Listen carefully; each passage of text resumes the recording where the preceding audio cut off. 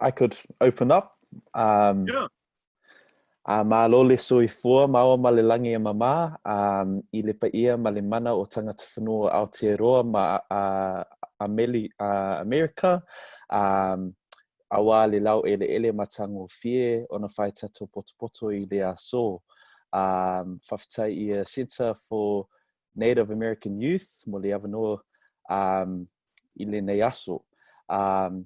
Kia ora, talofa, warm Pacific greetings. First and foremost, a huge acknowledgement to you guys for holding the space for us and for inviting us in, and to acknowledge the beautiful lands and ancestry we all hail from, and the beautiful lands we get to speak from North America and from Aotearoa, New Zealand. I guess this is just, for me, it's just a time for us to connect, especially during a time of uncertainty and challenges, and just to connect with our Indigenous family abroad, and just to know that we are resilient, and that we are strong, and that we are more connected through these times more than anything else, and that our struggles and our issues that we face within our communities are something that unify us and not separate us. So yeah, and just to learn that we have some beautiful Indigenous cultures around the world, and the diversity in that. So I hope that what we share will be of gems to our Native American family and whānau over in North America. So kia ora. Right on. Thank you, Xavier. Hey, you know, I'm kind of jumping the gun a little bit here, guys. In meaning that I'm trying to dive right into it a little bit. You know, being the first time that we have some visitors from New Zealand, and you know, and the different tribes that are represented, and I may be pronouncing them wrong, and if I am, I apologize. So Xavier, if you want to go again, I know you did a little introduction of yourself. You did your native language. You did a little bit about that. Or you could pass it on to Cassidy or whatever, and then allow her some time, and then we'll go on down the line and give everybody a chance to introduce themselves. So yeah, te alofa lava o lo ingo Xavier Muau Breed, o te sau mai le nuu o lo te whanga ale pata ma tā tufu whale la tai ma whale wha Samoa. Kia ora, I'm Xavier. I am from the villages of Mata Tufu, Whale Wha, Rotowhanga and Whale la tai in Samoa, but I have the honour and privilege of staying on Māori land here in Aotearoa, New Zealand. So kia ora. I'll pass it on to Cassidy. Hello everyone, e mihi nui ana ki a koutou katoa, ko whakatere te maunga ko Waima te awa, ko ngā toki mata whaurua te waka, ko mā hurihuria te iwi, ko Tuhirangi te marae, ko Hāmi Mākia tōku mātua, ko Irina Fenton ni Uru taku whaia, ko Cassidy Mākia aho, no reira tēnā koutou katoa. Kia ora everyone, my name's Cassidy, I'm 22 years old and I'm of Māori descent. I've been a dancer for 8 years and a practitioner of street dance for 5. I'm a part of project team Saints Dance Academy and Watchman Fams. What I just said was my pepeha, which is a common way Māori introduce ourselves in Aotearoa, and it's just the story of the places and people we are connected to, and I'm super grateful and honoured to be able to connect and share with you all today, so thank you. Nice to meet you. Who's next?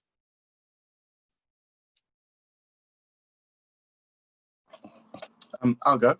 Maloni and Talofalava. My name is Fa'asua for Prasau. I am 21 years old. I am from Samoa in Malaila and Mota'a, and on my mother's side from Tokelau in Whakaofo. Yeah, I'm a dancer, choreographer, and facilitator, and I reside in New Zealand, and I will pass it over to Chaz. All right. Nice to meet you. Kia ora everyone, ko Mototou te maunga, ko Hukirangi te awa, ko Ngā Puhi ro ko Ngā Tihine o ku iwi. My name is Chaz, I'm 25 years of age, I am of Samoan Māori heritage. My ancestors hail from Ngā Tihine and Ngā Puhi from up north in Aotearoa, and Le Whanga over in Samoa. I'm a proud South Aucklander. I'm a part of Nappy Boys Dance Collective. I come from a solid hip hop dance background, but I am currently studying, I'm in my final year of Bachelor of Dance Studies at the University of Auckland, and I'm very honored to be sharing space and talanoa with our Native American whānau. So thank you. Malolele, ko hoku hingoa ko I sope a kawala, o ko ha'u me utulau mo lotofo. Kia ora and hi everyone, my name is Isope Akawala. I come from the villages of Utulau and Lotofoa in the beautiful island of Tonga. And I was born and raised in New Zealand, and I'd like to say I'm a dancer. I'm currently studying in my first year of dance studies at the Unitech Institute of Technology. And I just want to thank you, Ruben and Center for Native, just for having us. Yeah, thank you so much. Right on, thank you. I think we got everybody. Right on. You know, before we get into the questions, I really appreciate myself. I'm a linguist. And in my age, there's not too many my age and younger that can still speak our language of Cheyenne. And there are other tribes, you know that, right? There are other tribes in North America, and some tribes retain their language very strongly. Some have died out. But myself, my dad was fluent. My grandmas are fluent. My aunts, my mom, she wasn't really fluent, but she could understand really good. But I learned most of my language from my father, and then now I teach it to my sons now, and I see how valuable it is and how precious it is, because at times like this, when we're speaking to each other from thousands of miles away, across country, across waters, across oceans, that Indigenous as we are, we still identify with our Indigenous, with our native tongue. And so, you know, I don't know if you guys heard me or not. When I introduced myself in the Cheyenne language. And I introduced myself as my name, my Indian name, Mitkones Naashavan. And then I introduced of where I come from, the Morning Star people. There's two bands, the Tutista and the Sutta. And then I introduce where Lame Deer is, Montana. That's the Morning Star area. No Munhayan, nah, that's my home. No Stanum, that's my family. Nah, so, but anyway, man, I'm excited. I'm excited to moderate a little bit, ask some questions as we go along. And the first question about this dance as we go along was, what was the significance of let's see how we, in our first time having Indigenous youth from another country, what would you like our audience to learn about? What would you like the audience to learn about this dance and this video we're going to be watching?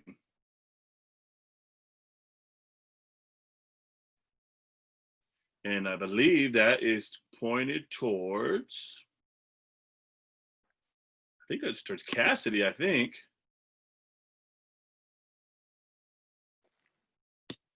Is the dances that are on the video it's contemporary, right? Is there any traditional aspect included in it? I think we could go around and just talk to maybe our little snippet that we have, because there's a bit of all of us in it. Yeah. Putting it together, I think we wanted to open the space in a very contemporary way, but still has elements of tradition in it. But really, this video is to just really open the space how we the way we know how, which is through movement. and little snippets of our heart and soul in the video. Very small snippet of us, and that's through the way that we express, whether that's choreography. It is a mixture of street dance, contemporary and traditional forms, but not only traditional forms through aesthetic, but also through energy. So yeah, that's what we have in this video. All right, let's play the video.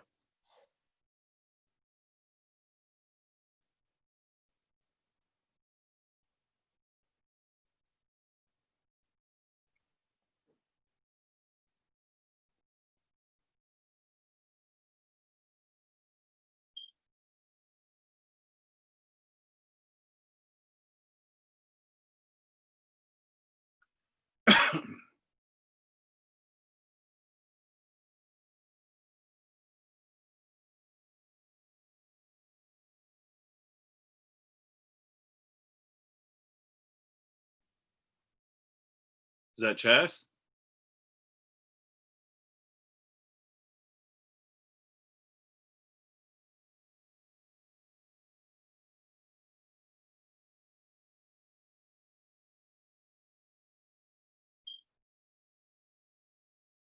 Wow.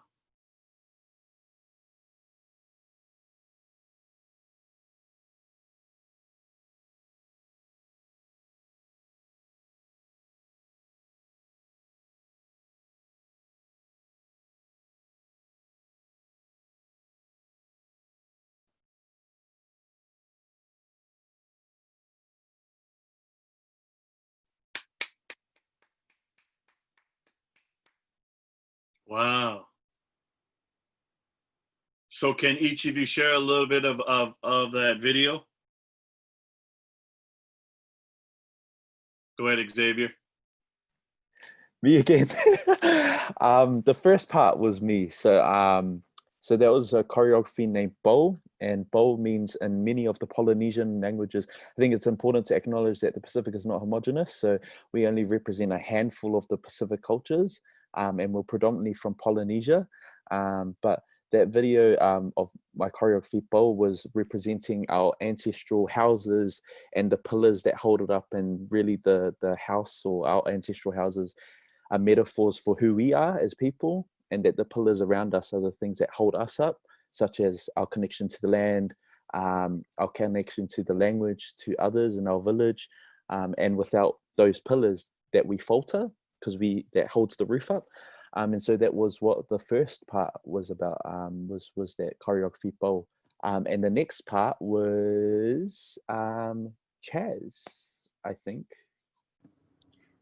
Yeah, so I just had a small snippet of myself improving outside, but I think that sort of stemmed from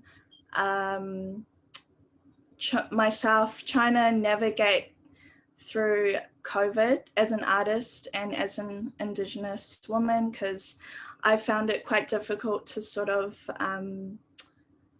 understand how I could keep myself safe in terms of all aspects, my mental health, my physical well-being, spirituality, and community. I've been quite isolated, and because dance is quite a communal thing, yeah, it's just me trying to figure that out. And so I thought a bit of connection to whenua or to land was the way to go. So yeah, I just did a bit of an improv outside. So yeah, I think the next part was Cass. Lovely. Cool. My snippet was a little segment of one of the battles I had at Project Team's event called Crow's Nest. We got to host an international guest, and they had this really cool setup. And I was crumping. And I think it's important to show females in crump, because predominantly it is a very masculine dance, and I think it was just cool to highlight that females can do it too. And I think the next person was Fa'asu. That little snippet of me dancing was an excerpt from a work that I'm doing with New Zealand dancing choreographer Brittany Kohler. And the work explores the ideas of surrealism and uses a lot of ideas from philosophers of surrealism. Sope? Yeah, so the last few snippets of the video was taken from a video text that I created in high school last year, and it was just basically exploring the ideas and the effects of colonization, but I wanted to explore it through the lens of Pacifica and Indigenous, so I created a parallel reality where the Pacific and Indigenous colonized the Western world. Yeah, so yeah, that was the snippet.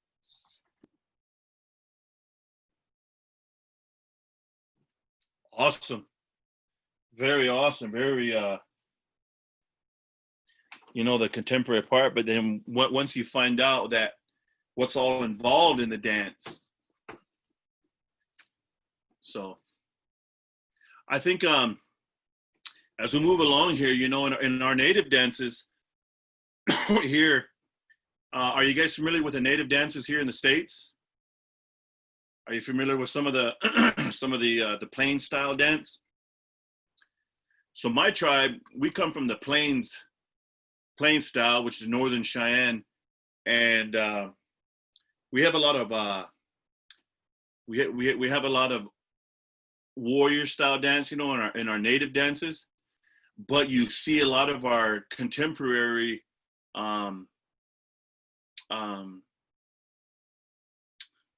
what's the word, the young ones that are making contemporary dances, but they're incorporating some of the old dances into it, and I could see that, and there's no feathers or anything like that, but some of it's incorporated inside the music, in the music and in the movements. But I noticed that. We're going to move on to the next question, which was Cassidy. How does your dancing ensure your voice, the voice of a marginalized people, is heard? This is a question to Cassidy. That's such a cool question. I think when I look at it, when words don't capture the essence of what I'm trying to say, I know that my art will, whether that be in dance form or design or graphics or like whatever I do. So for me, art is an extension of who I am. And when I create or when I'm creating, I like to think about what I'm trying to achieve through it. So whether I'm trying to provoke thought, whether I'm trying to challenge ideals or uplift someone or something, or highlight something, you're essentially leaving with an offering of what I create. And most often in times, I also believe that our art is necessary, and it extends beyond the immediate.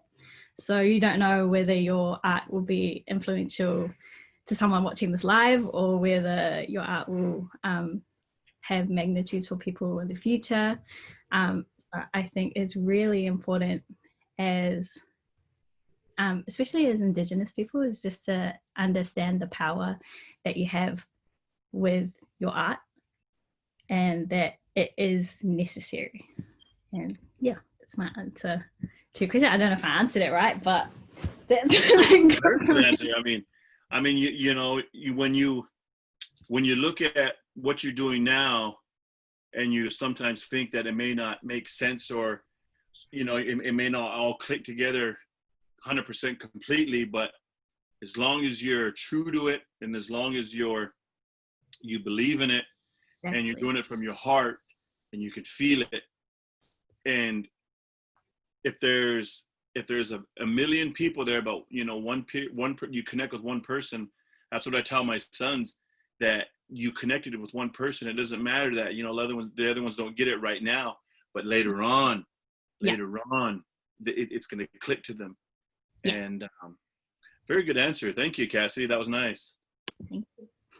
I have a question for Isope. What role does dancing have to make sure Indigenous voices are heard today?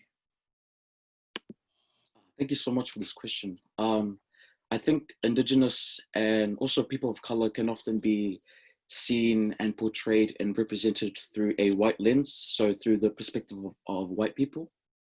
And I think this can often be very harmful as it leads to things such as misrepresentations, a lack of representation, untrue and inaccurate depictions, and also just a lack of authenticity. And I think dance as an art form just really allows Indigenous and people of color to take ownership of the narratives, take ownership of their stories, allows them to take ownership of their voice and of their culture. And I think it's extremely important because we have such an array of experiences and an array of voices, and our opinions matter, like, and dance gives us that way to articulate that. And also I think just as Pasifika people and Indigenous people, we always carry our ancestors wherever we go. And I think just as we dance, we give our ancestors that voice too. And I think, yeah, that's just, yeah, dance is just extremely important in that way. Yeah, Malawi people, thank you for that question. Yes, sir. Yes, sir. You know, every word that you said, Isope, was, you know, when, like I said, even though you guys are across the waters over there in New Zealand, when you come to find out and when you start to learn more about some of the stories and the dances that go along with some of the tribes here in the States, even in Canada as well. But I can only speak for like my tribe and some of the tribes that I know, and through some of the dances that we have, some of them songs were created hundreds of years ago, but they're kept alive through that oral tradition, through that oral teaching. And so what you said there, it's just to, you know, honor our ancestors and for those that were before us, but we're keeping it alive. It's that identity that we have as who we are. Good, man, that was a smoking answer. All right, this question is for Chaz. Chaz, can you share with us what the meaning behind Turanga Wawi? And I don't know if I'm saying that right, but can you correct me, please? And why is it so important to your artistry? Yeah, thank you for the question. Turanga Waiwai. So basically, Turanga Waiwai means a place to stand or a place of foundation, a sense of belonging. I think for me personally, Turanga Waiwai is quite a complex concept because I identify as an Indigenous Māori and as a Samoan woman, but I also know that I'm the product of the intergenerational trauma that my family has experienced through colonization and, you know, migrating from the islands. So my mum, who is Samoan, and her siblings had to, you know, like assimilate to Western ways of knowing and doing in order to feel safe and accepted in today's society. My nan on my Māori side moved away from our land, our tribe, our iwi, and to the city in Auckland, attracted by the work, but I guess to provide a better life for my dad and his siblings. So as a result, I wasn't raised with the Samoan values. I experienced a childhood disconnected from my roots and my whenua, my land. And I think these things all contribute to why I feel such a sense of disconnection to my heritage and my identity. But I think that Turanga Waiwai informs the way that I facilitate a dance space. So I think that the spaces where we can come together to dance and talanoa and create safe spaces for other Pasifika and Māori is so important for us to create a sense of belonging and also just figure out all the things inside of the dance space and create something truthful to us and our own experiences in an urban context today. So yeah. Well, I think it's a very good answer, Chas. I think, can you say it one more time? Tungagawawa? Turanga Waiwai. Tungagawaiwai. Okay, so, and that means a place to stand. And then, so you're using it in your context of your studio or your stage of where you're dancing, but you're also using it to kind of reconnect back to try to find your own roots or try to find what you were disconnected from that you didn't have that was there at a younger age. Yeah, exactly. Okay. Nice. Here too in the States, we have, a long history of Native tribes that were forcefully removed from some of their original homelands. And, some of them never made it back to their original homelands. Some of them were relocated to Oklahoma. Some of them were taken out of their sacred Black Hills. Some were, pushed out east and out west and from up north to the south. And so, and then as time goes along, to our tribes, we were faced with a lot of obstacles that our Native tribes went through that disconnected us from the same thing that you're talking about. And I think along those lines, a lot of tribes are starting to reconnect and starting to regather and get some of that back. And I know that every tribe here in U.S. and there's been a struggle. There's been a struggle for language, for identity, for Tungagawawa. I'm for saying it wrong again, but a place to stand. And but my people, the Cheyenne people, we fought against the U.S. government to return back to our original homeland in Montana. We fought. I mean, we fought in the middle of winter. And so we have a long history of retaining our culture and our way of life. So, very good answer, Chas. Thank you. This next question is for Fa'asu.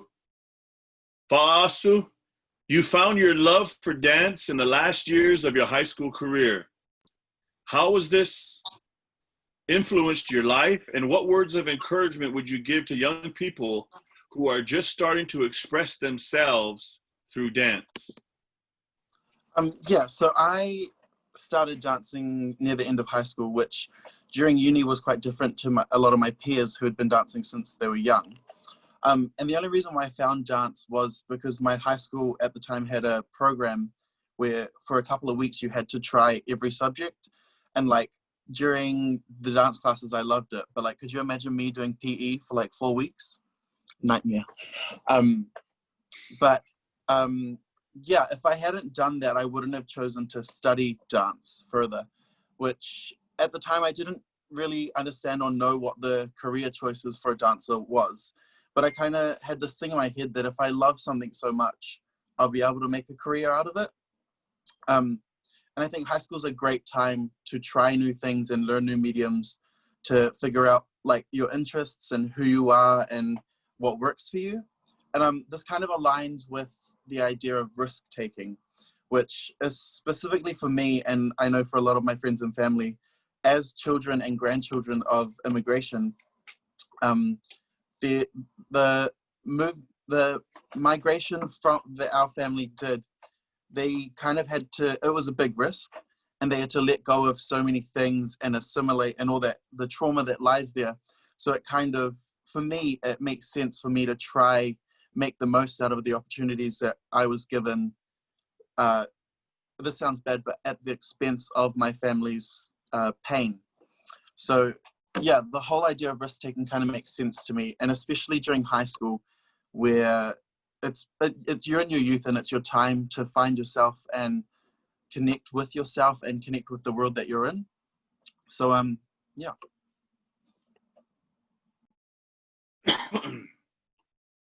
Thank you, Fa'asu. I think that's a very good answer, and you express yourself so so openly and to the point. I like that. That's very honest about you, and you know, high school is where you start to find out who you are. You start to find out some of your talents, and back home, that's what we talk about is when everybody has a gift. They say that everyone has a gift, and it's our job to find out what that gift is and then share it. And so to find it at a young age and to and not only to share it but to expose it and to embrace it and harness it and take it even further, you probably inspired so many people that you don't even know. You probably inspired a lot of youth that are looking up to you, that were probably in the same in the same boat, thinking what's my gift and stuff. But once that, and that's, to me, that's the power of dance. That's the power of expression. When we dance, in our circle, we have the tiny tots who are 5 and under. When we dance powwow, we got the 5 and under, and a lot of times they're out there, they're just hopping around, and they're either in a pamper or diaper, and they're just hopping around, but they have fun. Now our next level is, we call the junior division, which is ages 6 through 12, and that division, they're starting to kind of figure out something. But the native kids, when they start watching the older ones, when they watch the teenagers and the adults, and then they start mimicking them, they start mocking them, mimicking when in trying to practice their moves, and then that leads them into the next level, which is the 13 through 17. And so by the time they get there, they figured out pretty much which kind of style they are by the time they're 15, 16, or 17. And that's kind of usually the high school age level. And then so when they move into adulthood, those that continue on to dance, and I'm not speaking contemporary, I'm speaking more of our traditional dancers in our powwow circle, that they begin competing in that style that they've learned. But a lot of times a dancer may change 3 or 4 times. Does that make sense? He may change 3 or 4 times of different styles by the time he's up into the adolescent years. So, oh man, so much knowledge. And we only got an hour, man. It's not enough time. This question is for Xavier. Xavier, on a personal level, my kids have participated in powwows their whole life. I have seen firsthand how culture and dance can positively impact your life. Xavier, how do you accomplish this as a dance instructor? Sorry, that was heavy. Could you repeat that question again, please? Man, that was heavy, man. I know.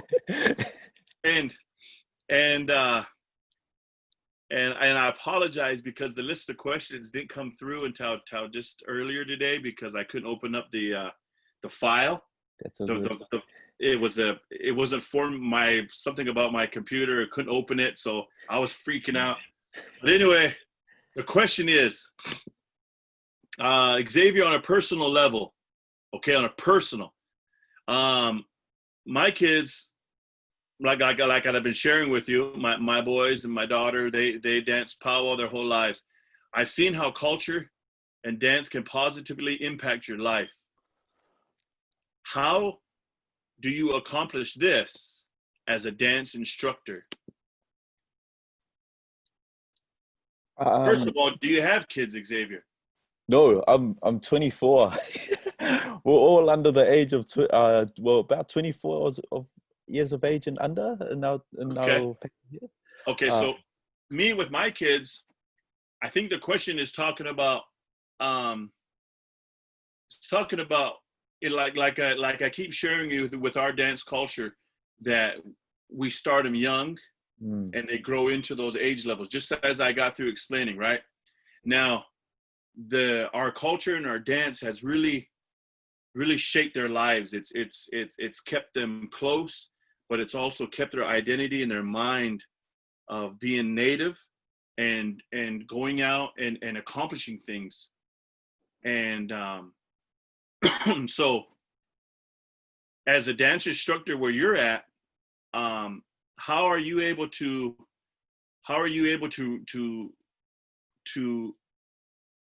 build your pride and your culture and be proud of what you're doing? Well, I guess when I pride myself in being a Pacific artist, and so before going to the studio, and this has been a big learning in terms of the last 6 years, is really going on my own cultural journey of I guess relearning a lot of the language, my own Samoan language, but a lot of the practices that I've lost growing up and having to live to fit the mold of society, unfortunately, to learn to that, unfortunately, speaking English was prioritized and trumped over my own native tongue, because that was seen as success and something that would get me far in life. But as time went on, I started to learn that my power and my strength is within my own culture. And so knowing who I am and knowing on the giants whose shoulders I stand on, to know the village that holds me and to know the ancestors that walk with me daily, is something that I have had to get used to and to become comfortable with in the past few years, especially during tertiary dance education, so that when I go into the class, I know my foundations, I know my values that are, in Samoan culture, we have values of 4 main pillars: alofa, love, fa'aloalo, respect, and tautua, service. And so whenever I go into any education space, I might not be with my own Indigenous people in terms of with Pacific, Māori, or other Indigenous cultures, but the way I hold myself and the way I present that sense of love and that sense of service back into the education space is something that transcends into a lot of people that haven't seen us, haven't been surrounded by us. And so people that are not Indigenous get to see what we are like and to see the capacity that we have to shape the room. And so me knowing who I am as a Samoan person, going to a lot of spaces that I teach in aren't Indigenous, and predominantly other cultures, knowing who I am has really allowed them to see that, man, we've got beautiful ways of seeing, knowing, and being. And that, there is no just one way, which is the Western way is not the only way. And that Indigenous people have been practicing ways of connecting to the land for centuries.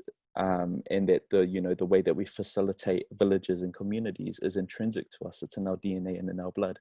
Yes, and sir. so me being in those spaces allows me to not necessarily have to pick up a shield and a sword and fight everyone, for our people.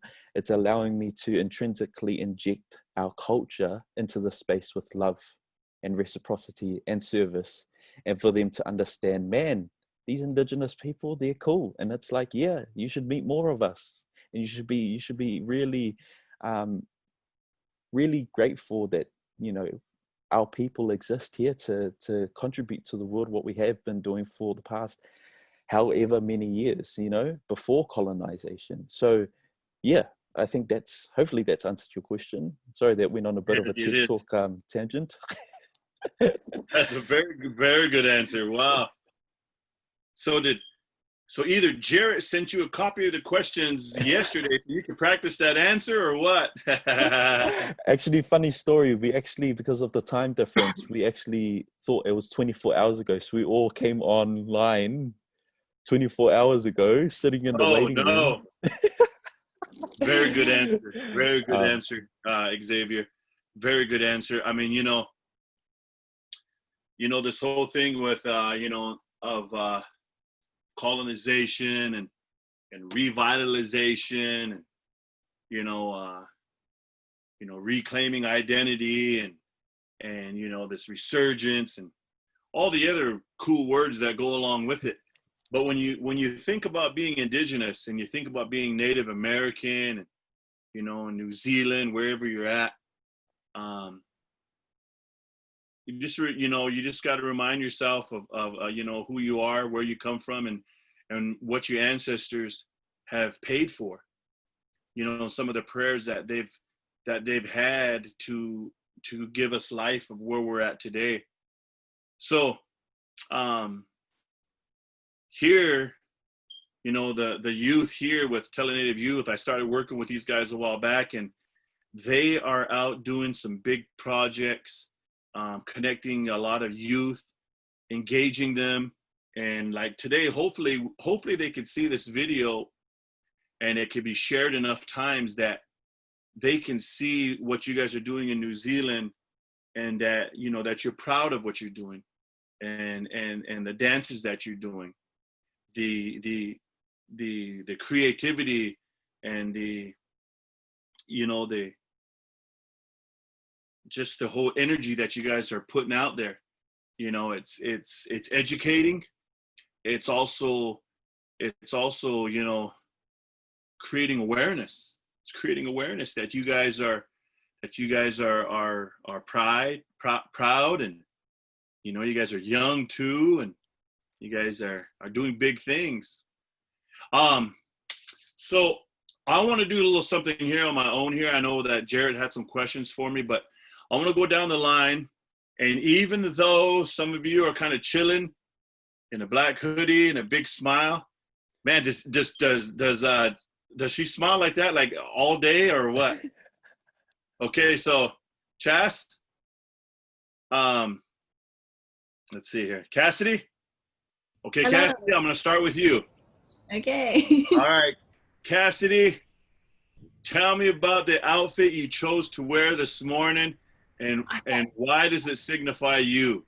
So I had a bit of a outfit malfunction this morning, putting on I was supposed to wear something nice, but You got the earrings? You got some earrings?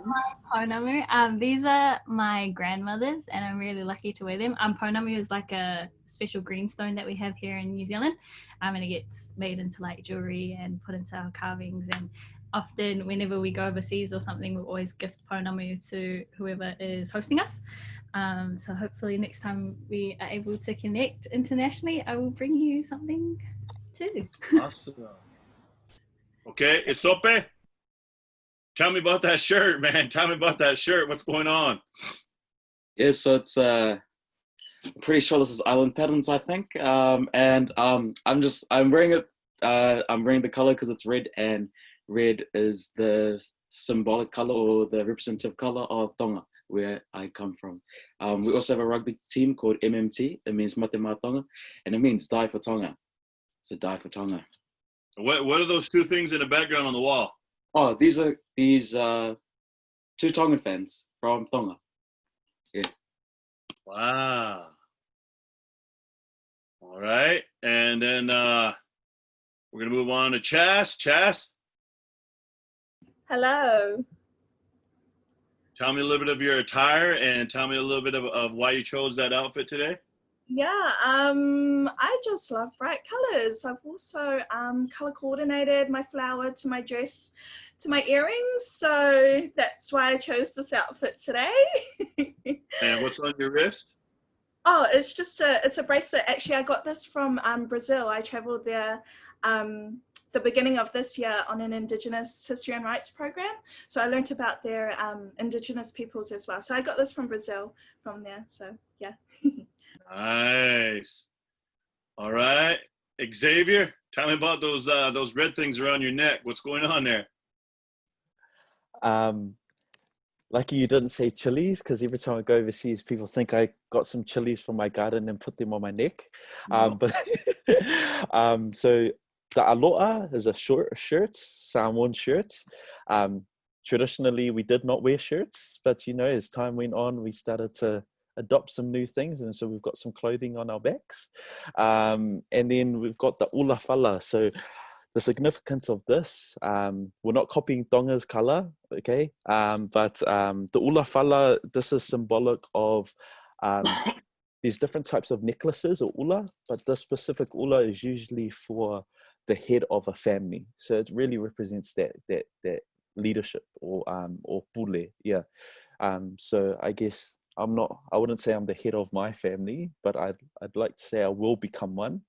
And I guess this is representative of me bringing my family into this conversation, Good deal. All right, last but not least, now I'm going to turn it on to Fa'asu. Fa'asu, educate me. So this dress I got from an op shop for $20. And I'm not gonna lie, this turtleneck is a little bit choking me this whole interview. This jacket was a gift from one of my friend's mum. This necklace was a gift given to my mum.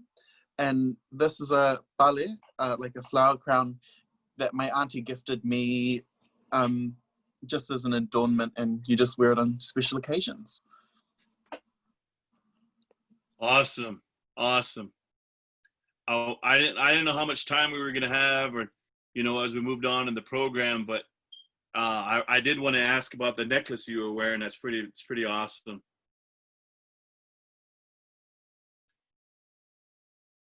Me? Yeah, Fa'asu, yeah, that necklace you were wearing.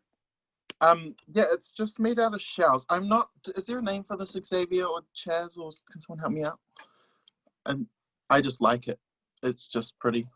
Could be a ula, but I mean, a lot of the islands share similarities in terms of their adornments, but also because it looks damn good. And I mean, if it's made from shells, it's our little intrinsic connection to the ocean, I guess, as we are people of the ocean. So it's got a bit of ocean with Fasu. Good deal.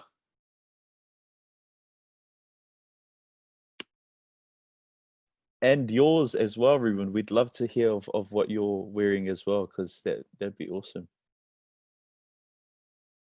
P.S. You're on mute. Am I on mute now? I did have my Samoan shirt because I did take it off. It gets hot. This thing gets hot. But I told you where it came from, right?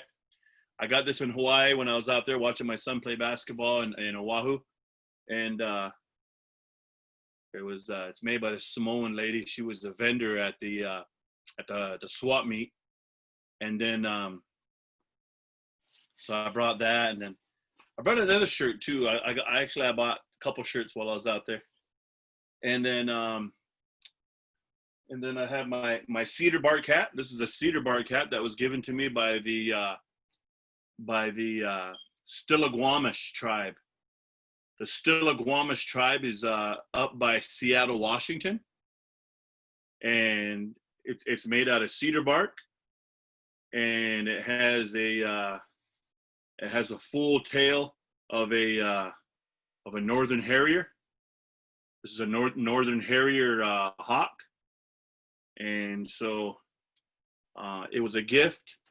I went out there earlier this summer to do a culture workshop. My son and I, we both went out there. My son Xavier, me and Xavier, we went out and we did a workshop. And at the end of the day, they gifted us all kinds of gifts, and we had food and salmon and we had different little knickknacks and roots and herbs, a lot of homemade stuff. And then the director of the program, he took this hat off and he gave it to me, and it was pretty high honor. It was pretty high honor. So I like to wear that. And then I wanted to share this with you because I was kind of naked here with just the t-shirt, and everybody else was all decked out, and I was thinking, man, so this here is we call them medallions, and it's made out of quill work, and it's made out of are you guys familiar with porcupine? The porcupine with the quills all over. So the quills, you have to extract the quills out of the porcupine. You clean them, you wash them, and then you dye them. Then they're dyed certain colors from natural dyes, and then they're weaved together in a real intricate fashion, real tightly woven into a design. And so this was a gift. Can you guys see that?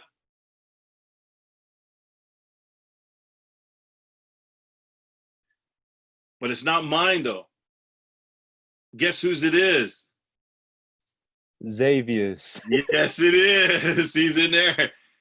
Oh man, you know, the more I talk about it, the more I realize he might be the spoiled one. But he's my firstborn son, but it's actually his medallion. I have a couple up here that are mine as well, but I like to wear that one because it's made by a family that are well known for their quill work. And the edges, if you see the edges on it, the edges are beaded. These are all tiny beads, right? Did you see that? Those are real tiny beads. So they do a lot of really, lot of work, real tedious. You know, they put a lot of time and energy in their work. So I'm very fortunate and blessed to have one of their pieces. My son is very fortunate and blessed to have one of their pieces. So, but anyway, we're approaching our hour of our program. I want to say that it was a lot of fun visiting with you guys this morning. Are there any questions that you may have before we end? I mean, we got a little time, so if you guys wanted to ask a question, if you want to ask a question to me, and you know, off the subject, I'm all ears.